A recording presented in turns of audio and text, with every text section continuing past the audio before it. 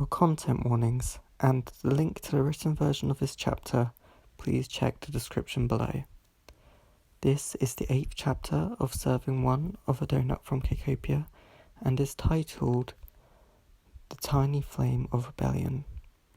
Remember that you can support me over on Cash App, donate to my GoFundMe to help support my transition journey, and my commissions are still open. Please check the description for more details. Now on to the chapter. So they didn't have to stand for a longer period of time. Cece pushed a few tables together, and the group sat in a circle like knights of the round table. SJ felt out of place being surrounded by so many people. It had always been either just him on his own, or occasionally with Apple Pie, whom he'd met years ago shopping at the old market. Now not only did he have Beedee, but the tarts, apricot and blackcurrant, the pies, pecan and pumpkin, blueberry delight, Cinna, and of course Cece, who had taken it upon herself to become leader of this rebellion that SJ himself had apparently started. "Why tiramisu?" Beedee asked Cece, referencing their earlier conversation. "Why not me?" Cece looked towards Beedee and smiled warmly. "Birthday. What you told me before your sisters arrived. They know of your alliance with SJ. It's far too dangerous. Your mother might already know." Beedee looked over to SJ for support. "She's right, Beedee. What if your mother does know? You'd be writing your expiration date." SJ looked down at the table, saying the word expiration, and directing it at Beedee just made him think of Granny Eccles and the promise he made her, never to let Beedee discover that she had expired once before. "There is no way they would have returned home yet," Beedee claimed. "They went the opposite direction to us and are probably still out there as we speak." There were a few murmurs of agreement from the group, which made Beedee feel good at knowing she had said something of use. "Even so, sooner or later Victoria will learn of where your loyalties lie. It's far too dangerous. Tiramisu is on the inside and can feed us new information when she comes to the cafe once a week." SJ was uncertain how Cece had thought this all through in such a short amount of time. He imagined this was her way of dealing with all the loss she had experienced. "How are we going to persuade Tiramisu to join our cause? And why do we need information? Can't we just storm in and dethrone her?" Blackcurrant asked skeptically. "We can't just take her down. We need the people of Cakeopia to see who their leader truly is," Cece replied. And as for how we will persuade her," Apricot spoke for the first time in a while, sharing her brother's concerns. "That's why you need me," Beedee stated. "I can make one last trip home and enlist Tiramisu." She gave herself a nod, proud of her plan. Cece wasn't convinced. She didn't want her friend to put herself in danger, but at the same time... "You're right, Birthday." Cece gave in. You were the only way into the mansion, and you're probably right about your sisters not yet returning home. That being said, we need to work quickly. Are you okay with leaving now?" Beedee turned her head to look out the window. It was almost dark, and the thought of going home to her mother scared her. Beedee pushed a strand of her icing hair behind her ear, and as she did, its back knocked her candle. Knowing there was a light to guide her through the dark made her feel more confident. "Yes," she said, climbing out of her chair. "I can do this." Blackcurrant prepared to stand. "Do you need me to accompany you?" he asked, concern in his voice. "No, I'm quite all right, thanks," Beedee responded, avoiding eye contact with the tart, whose exposed jammy face somewhat unsettled her. As she headed towards the door, she looked back towards the group. Only SJ smiled at her, which she could tell was her new friend genuinely believing in her. The others all gave a nod, even Cinna, somewhat disappointing her. The only one not to nod was Blueberry Delight, who just stared quietly in her direction. She knew deep down the silence was to encourage her. Not saying goodbye was as good as saying you can do it. Beedee stepped out of the door into the outside, clinging to that thought as she felt the night breeze blowing, throwing her hair and shaking her flame. The walk back to the mansion was just as long and grueling as the walk from Granny Eccles' home to the cafe. The only thing keeping her sane was the warm orange glow of her candle dimly lighting up the path before her. She followed the light shadow until she reached the gate of her home. Was it still her home? Surely after this she could never show her face again. Though it would pain her to abandon her mother, she knew it was the right thing to do. If it came to destroying or even expiring the woman herself, could she do it? Could she really expire her mother? Before her thoughts could respond, the mansion's guard Pound Cake greeted her as Miss Birthday and allowed her entry. Being the ever-polite person she was, Beedee thanked Pound Cake and headed over to the front door. She didn't have to knock because she knew where the keys were hidden, under the half-broken flower pot with its soil pouring out to her left. Beedee lifted the pot, took the key, and shakily opened the door. The scene was almost as if from a horror movie. The door creaked slowly open to reveal a dark, empty foyer inside, save for the area her candle was touching on with its pitch black. Where could they be? The servants. It was getting late, and the lack of people home must have given them a break. That's it. They must be in the servant quarters downstairs. Beedee headed to the door when she was stopped by an all-too-familiar voice. "Where have you been?" Victoria asked in a stern voice. "Nowhere, Mother. I just went for a trip into town." Beedee smiled, turning to her mother. "What about the Doughnut?" Victoria narrowed her eyes. "What business did you have with him?" This was it. She knew. She must, but how? Surely Blondie and Brownie couldn't return so quickly, right? If not, then Victoria must have at least known about her leaving with SJ. She thought of an excuse quickly. "I snuck him out of the mansion," Victoria audibly gasped, placing a hand to her chest. "Because," Beedee continued, "I thought it'd be far more satisfying to hunt him than expire him on the spot." Now Victoria eased and began to laugh. "You nasty little scamp. You had me worried." Beedee nervously laughed along with her mother. "You know what, my darling? I'm proud of you." "It takes a true eccentric mind to pull off such a feat. You take after your dear old mother, don't you?" Victoria squeezed Beedee's cheeks and pursed her lips, speaking in a strange, patronising tone. "Yes, you do. You make your mother so proud." Beedee was not a cat and stepped back, pulling herself away from her mother's hands. "Do you know what day it is on Friday?"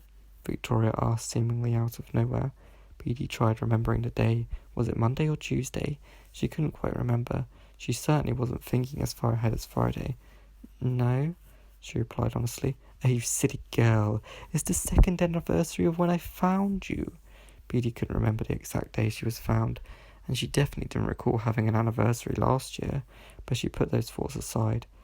"To celebrate your anniversary and your devious little mind, I'm throwing you a party. Let's call it a birthday party for you, my darling. Friday. The party would be on Friday. A party with loads of people was the perfect time to out her mother's villainous ways to the world. It was just a shame that the plan involving tiramisu would take much longer to gain information. "What day is it today, Mother?" Victoria giggled and shook her head. "Oh, birthday. You would forget your candle if it wasn't glued on. Today is Monday, yesterday was Sunday, and tomorrow is what?" Beedee remembered this phrase. Whenever someone in the family asked what day it was, someone would reply with the day it was, the day before, and "a better day." Beedee replied, smiling warmly. She would miss exchanges like this. She knew how horrible her mother was, but she couldn't deny she still loved her. How could she not? She was still her mother. Not was, is. Beedee reminded herself. She is her mother. "I'll let you get to bed, my darling. Don't forget to cover your candle. We don't want another fire now, do we? Tarty Tatten would crumble at the mere thought." Victoria kissed her daughter on the cheek and headed off to do whatever it was she was planning to do. After she was sure her mother had gone, Beedee snuck down to a servant's quarters where Tiramisu, Milfoy, and Tarty Tatten were sitting at a dingy table in front of her warming fire. "Birthday, sweetie. What are you doing down here?" Milfoy smiled, holding a warm mug of tea in both her hands. Milfoy's cap sat beside the mug, and her beautiful long white hair, feathered with orange lines, was on display. The fire bounced off the shiny icing, making it look as if the maid were glowing. "I came to speak to Tiramisu." Tiramisu looked up but didn't speak. Instead, she just motioned her hand to a free chair. Once Beedee had sat down, Tiramisu spoke. "What is it you need from me?" Beedee tried thinking how best to start the conversation. She was wary of Milfoy and Tati Tatten's presence, but so what? They would discover the plan eventually, and they were good people, surely they would help. "My mother has done something awful." Tiramisu raised an eyebrow. "She had Blondie and Brownie expire people." Tiramisu looked bored. "Oh no, how awful!" Milfoy responded. Tati Tatten nervously looked around, hoping Victoria hadn't heard. "So?" Tiramisu asked. "So?" Beedee repeated. "What's so wrong with expiring people? All cakes know you'll come back anyway, as someone new," Milfoy tutted. "More like somebody else," Tiramisu scoffed. "Someone better. Imagine getting the chance to live again from scratch. Wouldn't that be amazing?" She gave a knowing stare at Beedee, which Beedee didn't catch. Beedee gulped, preparing the words to come out. "They expired, Granny Eccles." Milfoy and Tati Tatten immediately jumped back from their chairs in horror. Tati Tatten ran to the wall and hit his face against it several times in anger. Milfoy paced up and down the room, trying to make sense of it. "They must have had their reasons. My girls don't do things without a reason," Tiramisu replied, wagging her finger as if it was some kind of evidence. Silence filled the room. "Your girls?" Beedee asked, confused. "Well, yes, my girls. Who cares for and dresses them? Myself and Milfoy. Victoria doesn't raise a finger." This was true. It couldn't be denied. The maids even took more care of Beedee than Victoria did. "Well, I think it is very bad indeed, Milfoy chimed in. "Expiring. Why, you might as well throw the dustpan into the bin with the dust." Beedee and Tiramisu looked over at each other in confusion, and Tiramisu shrugged. "How is it we can help, Birthday? Surely that's why you brought this to our attention." Beedee nodded. "Yes, it's actually Tiramisu who can help. You see, we need an informant from the inside who can feed us information. Tiramisu enters the cafe once a week to fill up on coffee. That's when she can feed us information. It would be slow going, but Tati Tatten stopped the conversation with her. "You need an informant?" The three women all looked over at the butler, who sounded more sure than any time Beedee had ever spoke to him. "I am already an informant." Tati Tatten walked with purpose over to a cabinet on the far side of the room and pulled out a large folded sheet of paper from one of the drawers. Beedee's eyes followed him from the wall to the cabinet, and from the cabinet to the table, where he slammed that paper down and unrolled it. On the paper were the blueprints to the mansion. "What is all this?" Tiramisu lifted her hands in surprise. "Why do you have that?" Tati Tatten looked up from the blueprints. "This is the original design of the mansion. I found it as I was snooping around looking for dirt on Victoria." Milfoy placed her hands on her hips. "And why would you do that, Tati?" she asked. "I have a friend outside the mansion, goes by the name of Apple Pie. Every few nights I sneak out to the back of the garden and place a detailed note of my findings into a crack in the wall. No one ever pays attention to the old wall, so nobody notices it there. Apple Pie shows up and collects the note. He passes it through the wall surrounding Cakeopia to the people on the other side." Beedee held her hands up in shock. "There are people on the other side of the wall?" Tati Tatten nodded. The name Apple Pie seemed familiar to Beedee as well. She was sure SJ had mentioned him at some point. "The hope is that the people on the other side will one day swoop in to help us. They sometimes send notes back through the wall, telling us they want to help and are fully aware of the goings-on in Cakeopia, but they have their own problems to deal with, and for now, we're on our own." Tiramisu shook her head. She wasn't impressed. "Well, what have you found, then?" She pushed. "You see this?" Tati Tatten pointed on the map to some small writing in the corner.